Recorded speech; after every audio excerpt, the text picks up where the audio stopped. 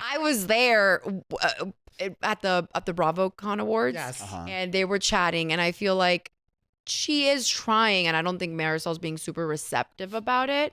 Okay. I think Marisol's doesn't really believe her, but I believe. Listen, a lot of people call me naive about Adriana, but I like to give people a fair chance, and I have yet to be burned by her. Yeah. Hopefully, I'm never burned by her, but I get it. She has her moments. I think Marisol's probably like been burned a lot, and maybe she doesn't really believe her. But yes, they did speak. I am a huge advocate of her making up with Larsa, and I'm pushing on both sides. You know, you guys really need to be good. Not that they're not in a good place, but I just think they need to trust each other more. Well, even Larsa recently told Danny interviewed Larsa, and Larsa said, I would like to become a good friend to Adriana. And I think we saw a glimmer of hope for that when during the birthday age debacle, Larsa very much stood up for Adriana. She was on Adriana's side there, which I thought that was really sweet. But they're both so great. They just need to look past the past, you know, like let's move forward and like not bring up other stuff. I know that's the issue with Adriana. She goes backwards a lot. Yeah, well, yeah. And she's had tough moments with mostly everyone on the cast. But well, yesterday I heard some stuff that I was like, okay, listen, Stephanie, you cannot let this get to you. I need to actually speak to her. Oh, did she say something about you? Well, in the panel, I don't know if you remember, but Marisol said, "Oh, why did you?" Adriana, why did you say that Stephanie charged you $12,000 to sing at her finale at the Christmas party? And I literally looked at Adriana. I was like, I didn't charge you $1. What's going on? And that's when I said in the panel, I said, oh, this is not going to work. You guys are not going to split me up with Adriana. Like, this is BS. Like, I don't buy it, because that's like basically saying that like right now, you know, it's like pouring outside our window. Like, it's like, if I know it never happened. So of course my reaction in the panel was like, this is not true. It's not going to work. You guys aren't going to split us up. After the panel, they all came up to me and they're like, no, Adriana told us that you charged her $12,000 and that you're so rich that you should have gotten, you know, you shouldn't have charged her. And I'm like, I just can't believe Adriana would say that. Right. So, especially if it didn't happen. And also usually people pay people to perform, not charge you. So I was like, I don't know. I need so you still haven't gotten. I'm gonna talk to her, but I don't believe it. Gotcha. But everyone is saying like you're being naive. I'm gonna talk to her. Oh, interesting that Adriana has allegedly made up with Alexia and Marisol, who are now trying to put a wedge between you and Adriana. This cast is like, so messy. I love messy.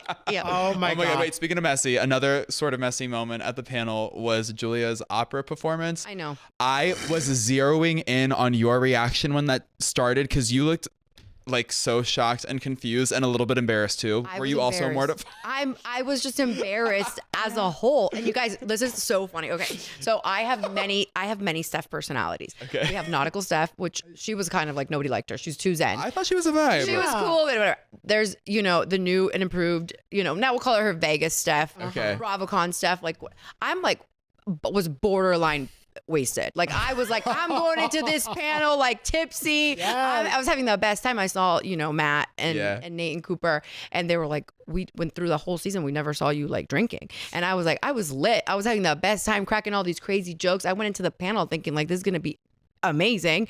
And I was like, that was the biggest buzzkill. Like, please do not sing. Wait, that'll sober you up. I was sobered up so damn quick. Damn. Wait, really quick. We just have to fix your top. Oh. Better. There you go. I'm getting. She's letting loose. Wait, okay. So the many levels of you. So how was drunk Steph watching all that? They kind of were your buzzkill. No, it was done. Like, by the time I walked out of there, because I'm 5'2", I weigh 128 pounds. Like, I never drink. It doesn't take a lot to get me buzzed. It was gone like this. I was sober at the end. I was like, what just happened?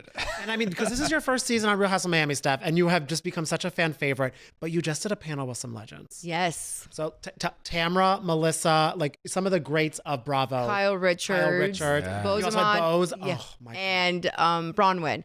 Let me tell you, it's really hard for people to understand.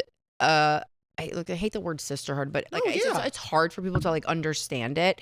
And listen, I've been very vocal that I don't have a lot of friends. I'm not a girl that operates in friend groups. I never grew up with my mom and dad going out to guys' night, girls' night. I never grew up with that. I was always just my mom, my dad, my sisters.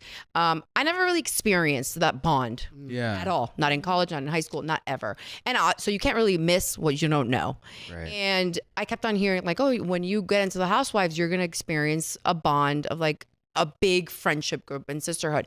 You don't really know it until you live it. It truly is. Like we experience things that like nobody else can experience. Like there's no way to describe what we feel unless you are part of the Bravo world or it's specifically part of a housewife. And I truly felt it with the legacies. Yeah. Tamara was DMing me and I was DMing her back the entire season. I would bitch, complain. She would bitch, complain. You know, she's a fun person to bitch with. Yes. she gets you. Yeah. Totally. Melissa Gorga, we shot a Disney commercial. We became like fun. really close after that commercial. She was a little standoffish the first couple of minutes.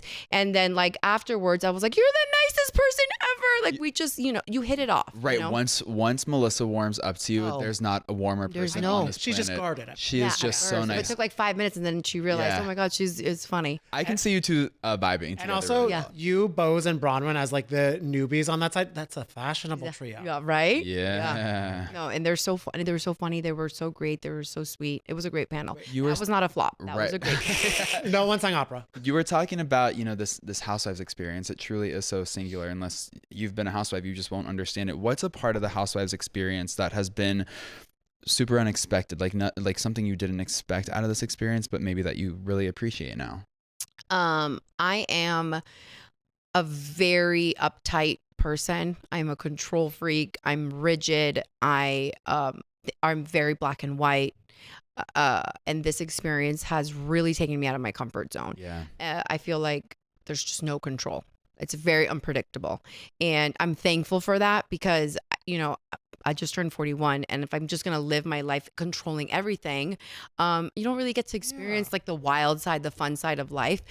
I mean, don't get me wrong. I didn't have anxiety until I joined this show. Now I have, you know, you get it, but Yes. I have to learn to control it. Yeah. But Right. it's been fun, like letting loose and just like kind of like living a little bit crazier, I guess I would say. Yeah. And because you have been so open on the show too, I'm kind of curious. Do you feel for an upcoming season, like where are you with your siblings?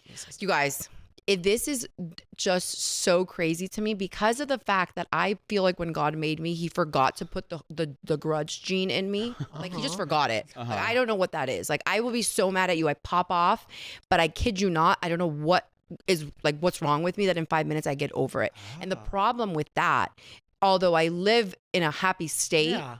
it's really bad because you might not be the same. So I pop off on you and now you're hurt.